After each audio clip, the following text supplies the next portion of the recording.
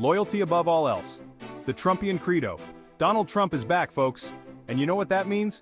Time for round 2 of making America grift again. One thing's for sure, Trump values loyalty above all else. He surrounds himself with people who tell him what he wants to hear, consequences be damned. Expertise, experience, those are for suckers. This time around, the stakes are even higher. The usual suspects Musk, Bezos, and Lutnick in Trump's orbit. So who are the lucky winners in Trump's loyalty lottery? These are the individuals who have managed to navigate the complex web of politics and business to find themselves in the former president's good graces. Let's start with the titans of tech, Elon Musk and Jeff Bezos.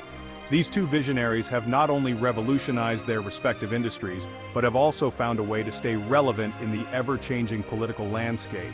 Musk, the self-proclaimed techno-king, seems to have Trump's ear. Whether it's through his ambitious ventures in space exploration or his bold moves in the electric vehicle market, Musk has a knack for capturing attention.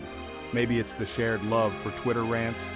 Both Musk and Trump have used the platform to voice their unfiltered opinions, often stirring up controversy and debate. Bezos, the Amazon overlord, has a more complicated relationship with Trump.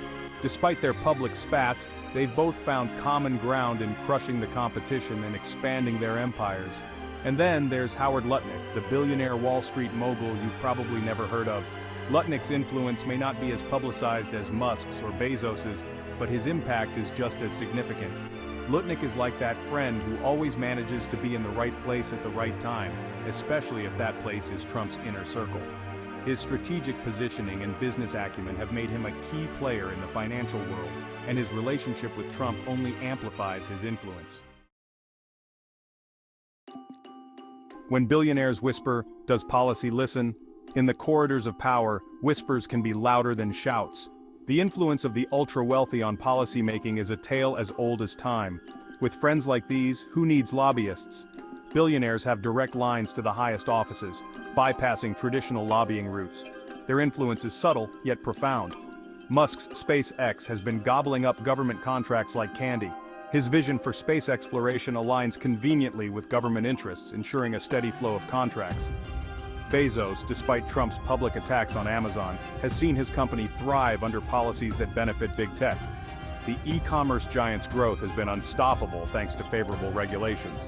And Lutnick, well, let's just say his financial firm, Cantor Fitzgerald, seems to have a knack for coming out on top whenever Trump's in charge. Coincidence? I think not. His firm's success is a testament to the power of strategic alliances. When billionaires whisper, Trump listens. Their influence shapes decisions behind closed doors, far from the public eye. And when Trump listens, policies magically appear that just happen to benefit his buddies. It's a cycle of influence and reward where the rich get richer and the powerful stay powerful. The ethics of access. Is this influence peddling business as usual? Now some might say, Stephen, this is just how the game is played. It's called capitalism. And to that I say, sure, there's always been influence peddling in Washington, but this is different. This is about billionaires using their wealth and access to rig the system in their favor, all while Trump cheers them on. It's about putting profits ahead of people, and it stinks to high heaven.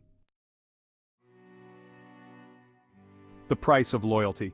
What does this mean for American democracy? This question is more pressing now than ever before. So what's the price of Trump's loyalty? It's a question that has reverberated through the halls of power and the streets of our cities. It's a price we'll all pay in the erosion of our democratic institutions, where the rule of law is undermined and the checks and balances that safeguard our freedoms are weakened.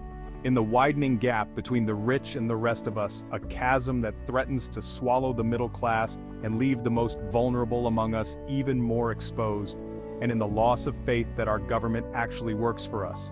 When citizens feel disenfranchised, the very fabric of our society begins to fray. This isn't just about Trump or Musk or Bezos or Lutnick, it's about a system that seems increasingly rigged in favor of the wealthy and powerful. It's about the future of our country, the kind of nation we want to leave for our children and grandchildren. It's about whether we want to live in a democracy where everyone has an equal shot, where every voice is heard and every vote counts, or an oligarchy where a select few call the shots. The choice is ours. We must decide if we will stand up for the principles that have long defined us. Let's hope we make the right one this time. Our future depends on it, and the world is watching.